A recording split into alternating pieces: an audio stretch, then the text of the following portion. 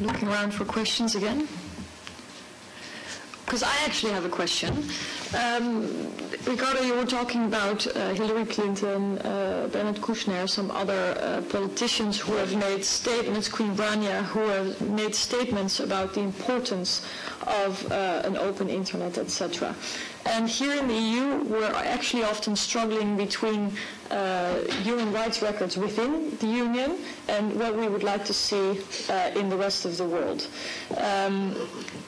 How do you see this balance? Is it actually credible for people in the United States, for example, when they hear Hillary Clinton speak of the ambition of a U.S. foreign policy related to internet issues, and what threats are also coming to the open internet from within, and how can these two be balanced, if it were up to me, more to the open side? And what role should Europe play? Because in Europe, since the Lisbon Treaty, we have the very interesting opportunity that now we're shaping a foreign policy.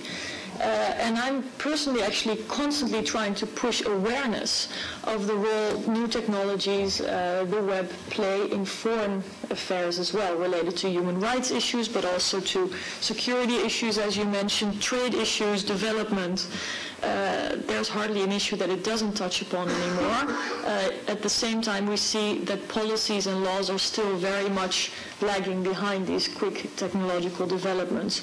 So if we had carte blanche, what do we want from Europe, really? Can you, Ricardo and Brett, from your practical and sort of field perspective, give an impression of what you would like to see, and then everybody can jump in, of course, but I'd be very interested. You want to go first? I can go first. Okay. I mean, it's a very tough question because I'm not a politician. I cannot say that. What I can say is that now I think that more than 2 billion of people use the internet, and according to Bernard Kouchner, in 5 years there will be 3.5 billion all over the world, and it means like 1 out of 2 people in the world, and most of these new people using the internet will come from Africa, and so it's a new continent who's going to be actually connected to the world, culturally connected, economically connected to the world, to the rest of the world, and I think this is going to be the strongest revolution for the years to come. And you asked me if Hillary Clinton can be credible, you said, when she advocates internet freedom. And actually, I've seen what President Obama did with it, thanks to the internet for his campaign, and I personally met the person behind the campaign, for instance, Alec Ross. Now he's a senior advisor for Hillary Clinton. Alec Ross and Jared Cohen are advocating a new digital diplomacy, it's called. There is a beautiful, interesting article, analysis on the New York Times Magazine, I think 2 months ago, about the digital diplomacy, and about the fact that they are actually using the internet to have also as a tool for the people living in countries where there is no freedom.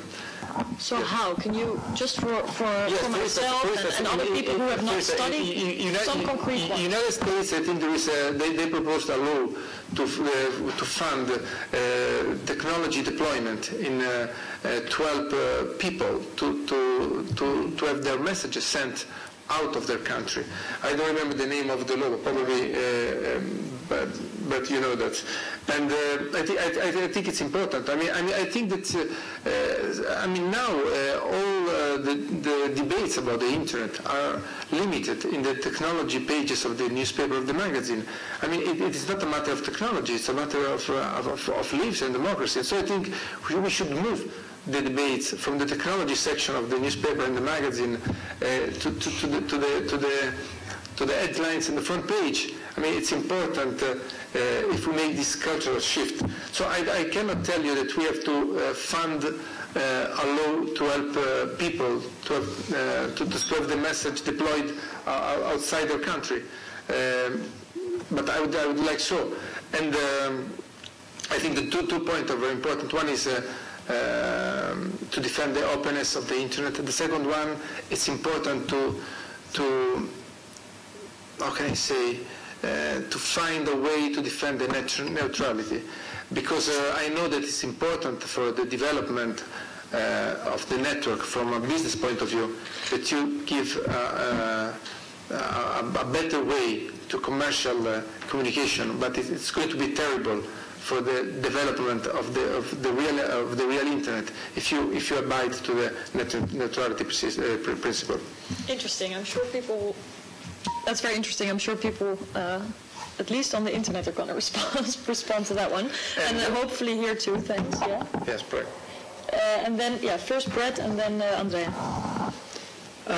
So there's a stack of things in there. I guess from the European perspective, I mean, there are a number of policies that are, up for grabs at the moment with respect to internet blocking, and we've been talking about it before, and how particular states within the Union are going to block or not, whether they have laws which justify it or whether it's necessary. Questions around ACTA as well, and the sort of intersection between copyright and counterfeiting and the ability of people to be able to freely express.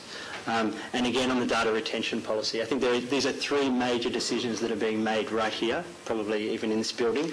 And those decisions will be made in the absence, or if it's made in the absence of users and citizens, I think that we don't necessarily know which way they will go. But I mean, it's important that as users we communicate in no uncertain terms about these policies. And remember, once these policies get made, it's very difficult to turn them back. It's very difficult to stop internet blocking once the infrastructure and the technology is in place.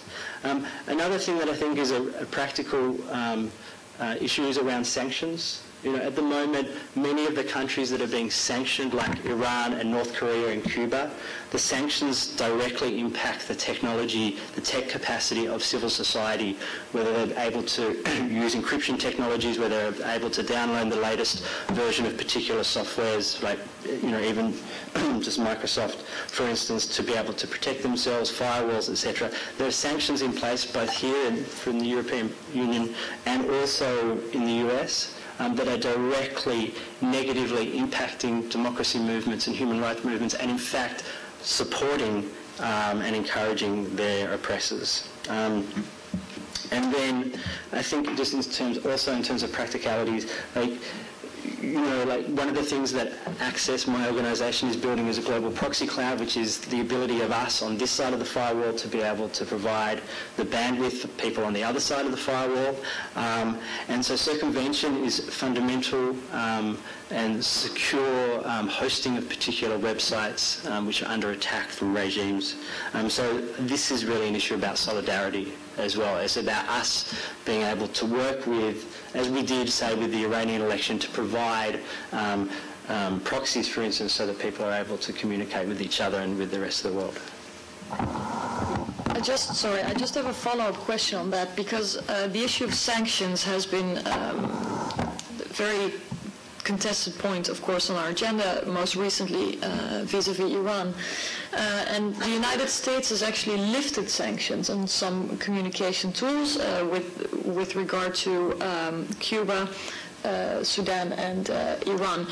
I've asked this a number of times, and it's been very difficult to establish any concrete results of this. Do you have a different experience? No. Okay. I mean, the sanction regime in the US is so complicated with OFAC and BIS and so on. It's almost impossible to be able to untangle the rules. And one of the reasons is because the sanction regime was established prior to the understanding of how important new technologies were to democracy movements. And so even with the lifting, and it's a limited lifting, we have not seen really, I don't claim to have an exact finger on the pulse, but from our perspective, we've not seen much of a shift. And part of that is because it's in areas which is not necessarily needed, and part of that is because it's complicated, and part of it is because these things actually take time to sort of flush through the system. Thanks. Just as a side note, I've taken note of one more question. Andrea will get the floor, and Ricardo. Please think if you want to ask something else, and otherwise we're going to slowly come to a close. And there will be a press conference following this debate at 3 o'clock. So any journalists who are interested, please find us. Concerning to your question, I mean, Ricardo is right, it's a difficult one. What do we want from Europe, basically? I got an idea. It could be probably next campaign that Ricardo runs, and we can do it together if he likes. What about having free wireless all over Europe? I mean, we have already some cities in which we have free wireless, and the gentleman who just left, I'm sorry, he was complaining that he couldn't have access to wireless in Rome. And Europe, I mean, if you see the world, how it's going, you have China, which is becoming the production side of the world, the US, they are the technology side. I mean, Europe has always been the cultural home of the world. And nowadays, if you're out of internet, you're out of culture. You're like an illiterate. I mean, if 10 years ago, 20 years ago, someone were unable to write or speak, he couldn't participate to the world. Nowadays, and in the future especially, if you don't have access to internet, you cannot participate in the world. And I think Europe would do a great example if we could have free wireless all over Europe. And it's possible to be done. I mean, probably a telecommunication company, they will hate me. But in Estonia, it's done. In cities in Europe, it's done. In Geneva, it's done. So why not? I think that tomorrow in Vilnius starts the new Internet Governance Forum. And a couple of years ago, no more than a couple of years ago, like before Berlusconi, the third Berlusconi government, Italy was promoting an Internet Bill of Rights, and they did it together with Brazil at the beginning, and the proposal gained consensus, but now Italy changed completely its position. Now they're proposing something called Azzuni Code, to rewrite all the rules of the internet altogether. I think we should start again from the Internet Bill of Rights. I think it can be important. When we launched the campaign in Italy, my local goal was to write a proposal for the Italian Parliament to have the internet right in the Constitution. And we were ready to make like an international conference to support this idea, and we wanted to, we had also the article ready. It was a new comma to the Article 21st. It's the freedom of press. And actually we decided not to make it, because in Italy you never know when the government is going to fall. Now, you don't know if you're going to deal with a parliament lasting 3 months, 6 months, 9 months. Now it's impossible to make forecast. And so actually it's a pity, because I think that it could be also an important debate for our country. If we could put like Finland or other countries, the right to internet, the right to access the internet as a fundamental right for Italians, and actually not only for Italians, but it was important for us. I think the real problem to make this in Italy is as I told you, our political instability. But probably at the European level, you can make a better work, and we will have to follow in that case, hopefully.